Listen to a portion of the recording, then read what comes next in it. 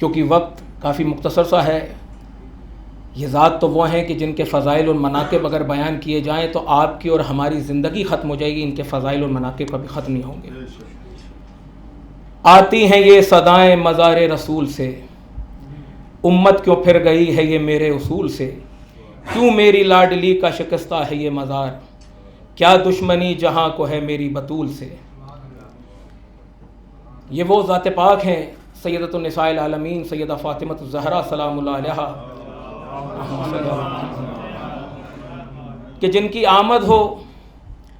تو اللہ رب العزت سورہ کوثر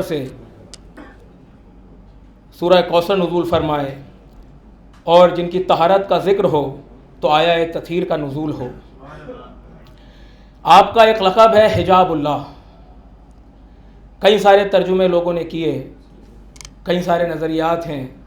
حجاب کا جب ذکر آتا ہے تو یہ ذہن میں آتا ہے کہ حجاب کے پیچھے ایک پردہ ہے حجاب، لیکن ایک نظریہ جو حضور سرکار غریب نواز نے جو ہمیں دیا ہے، میں جہاں تک پہنچا ہوں، یہ حجاب اللہ اپنی معرفت کرانے کے لیے اللہ نے یہ لقب رکھا ہے حجاب اللہ، کیونکہ جب یہ سورج طلوع ہوتا ہے تو پہلے اس کی شعاعیں نکلتی ہیں، روشنی دیتی ہیں، جو سورج کی معرفت کراتی ہیں کہ سورج نکلنے والا ہے، اس کو کہا جاتا ہے، ان شعاؤں کو کہا جاتا ہے حجاب الشمس۔ اور یہ حجاب اللہ ہیں جن سے اللہ ظاہر ہو، اللہ اپنی معرفت کرائے۔ جب زیر قصاں ہوں تو اللہ رب العزت ان کو مرکز بتا کے ان کو مرکز بنایا اور فرمایا کہ اس چادر میں فاطمہ ہیں، اس چادر میں فاطمہ کے بابا ہیں، اس چادر میں فاطمہ کے شوہر ہیں، اس چادر میں فاطمہ کے شہزادے ہیں، یعنی یہ مرکز ہیں۔ جیسے ایک گلوب ہوتی ہے، اس کے نیچے ایک سوئی ہوتی ہے جس پہ وہ گلوب ٹکی رہتی ہے، اس کو قطب کہتے ہیں۔ ٹھیک اسی طرح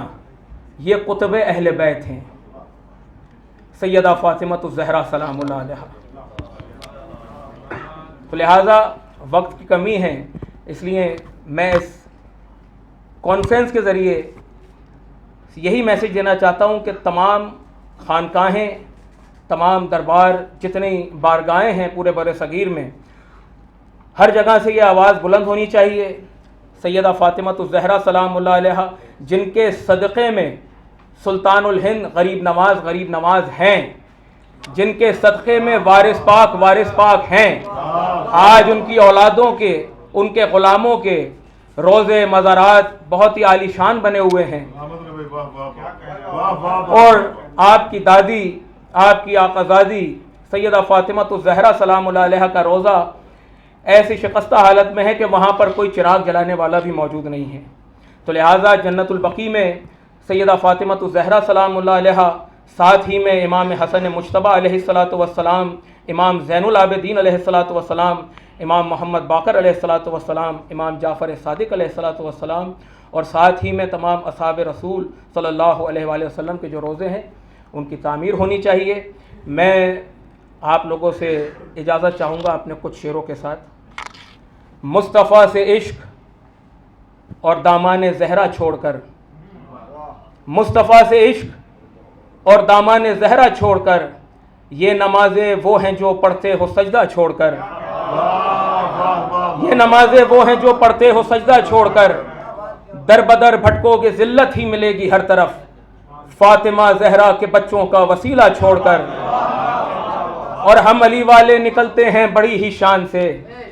مشکلیں چلتی ہیں خود ہی اپنا رستہ چھوڑ کر، روضہ زہرا بھی ہو تعمیر اب کبریا، انبیاء زیارت کو آئیں عرش اعلیٰ چھوڑ کر، اپنی جنت تو یہی ہے فرش پہ فضل معین، ہم کہاں جائیں بھلا دربار خواجہ چھوڑ کر۔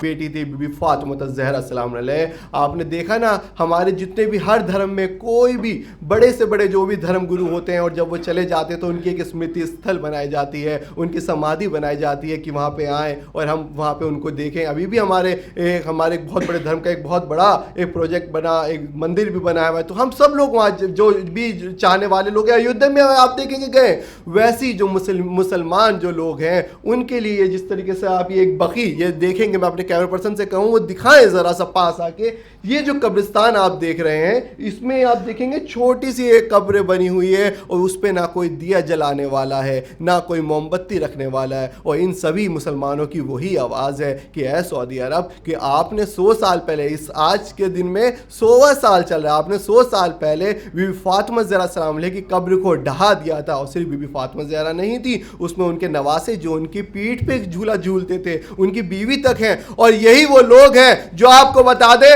ان کی جو صدائیں ہیں وہ ہمیشہ وطن پرست ہیں, اور وطن پرست کے ساتھ ساتھ ان کی جو صدائیں ان کے ساتھ ایک نعرہ بھی بلند کرتے ہیں. اور آپ جب دیکھیں گے میں ایک نعرہ بھی لگاؤں گا تو سب کے ساتھ بلند ہوتے ہوئے بولیں گے نعرہ تکبیر,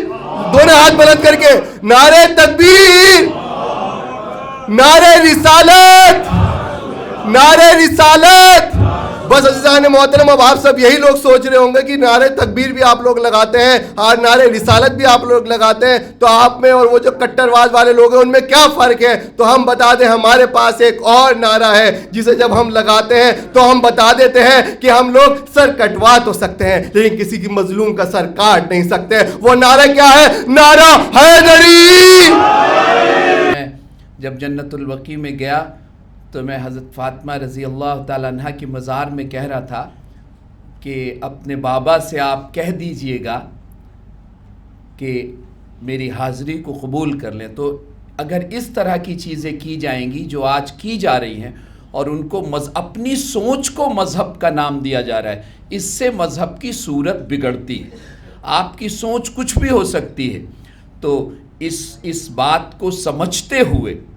مجھے پورا یقین ہے کہ جیسے جیسے اب وقت آ رہا ہے اور بہت سے ایسے لوگ اب وہ صحیح راستے پہ آ رہے ہیں, اور اہل بیت کی محبت جو ایمان کا جز ہے, جس کے بنا ایمان مکمل نہیں ہو سکتا ہے, اس کو وہ بہت سے ایسی زبانیں جو ان کے خلاف بولتی تھیں اب وہ بات بول رہی ہیں جو ان کو صحیح بولنی چاہیے تھی. تو مجھے لگتا ہے ایسے ہی اس کو بھی ان کو سوچنا چاہیے کہ ہم لوگ اکثر کہتے ہیں کہ ہم لوگ کسی کا ڈیتھ اینیورسری مناتے ہیں تو کچھ لوگ منع کرتے ہیں کہ نہیں آپ کو یہ نہیں کرنا چاہیے, ان کا جنم دن نہیں منانا چاہیے ان کے لئے کہ. تو میں اکثر ان سے کہتا ہوں کہ پھر آنے والی نسلیں ان کو یاد کیسے رکھیں گی؟